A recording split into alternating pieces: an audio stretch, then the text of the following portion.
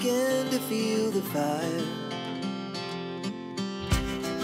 We rise like tall buildings as the chemicals, they take us higher.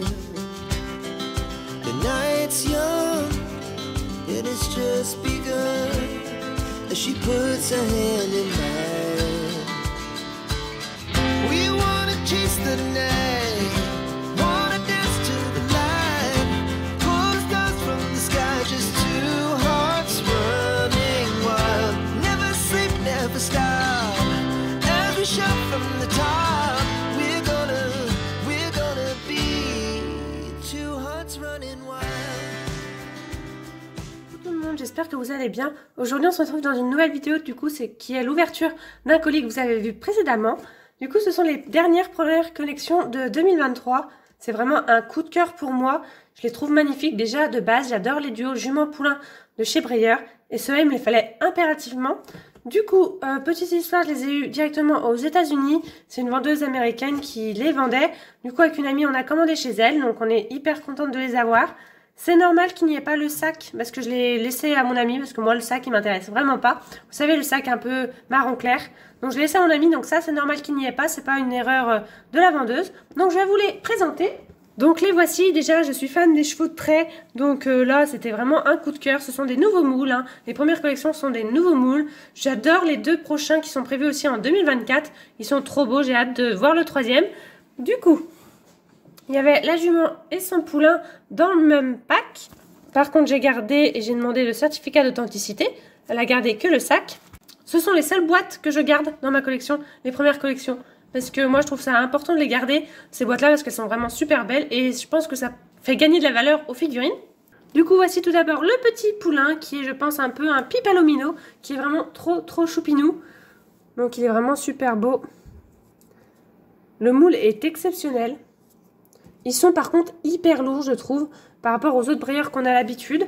La jument est énorme, elle est hyper lourde. Je pensais que ça allait être des chevaux plus petits, je sais pas pourquoi je les imaginais beaucoup plus petits. Et finalement, ils sont assez gros et assez mastoc. Et je suis vraiment super contente parce que ça fait des beaux chevaux de trait.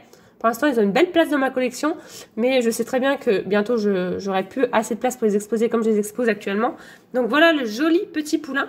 Et voici l'énorme jument. Elle est sublime, la robe est exceptionnelle. Regardez-moi ça, les détails de la robe. C'est vraiment un truc de dingue. Les mouvements de la queue, de la crinière, des membres, même des fanons, des crins, des fanons. C'est exceptionnel, vraiment je suis trop fan. Les pommelures sur le bai, il est trop beau. Vraiment la robe est très détaillée. Voilà comment elle est au niveau de son bout du nez. Et voilà comment elle est de l'autre côté. Vraiment super beau. Donc là, on voit bien que c'est de la peinture blanche. C'est pas du grattage comme certains autres Breyer. Donc ça donne plus de charme à la figurine. Moi, la mienne, elle a pas de défaut visible. Pas de gros défauts en tout cas. Moi, j'en ai pas vu pour l'instant. Et vraiment magnifique figurine.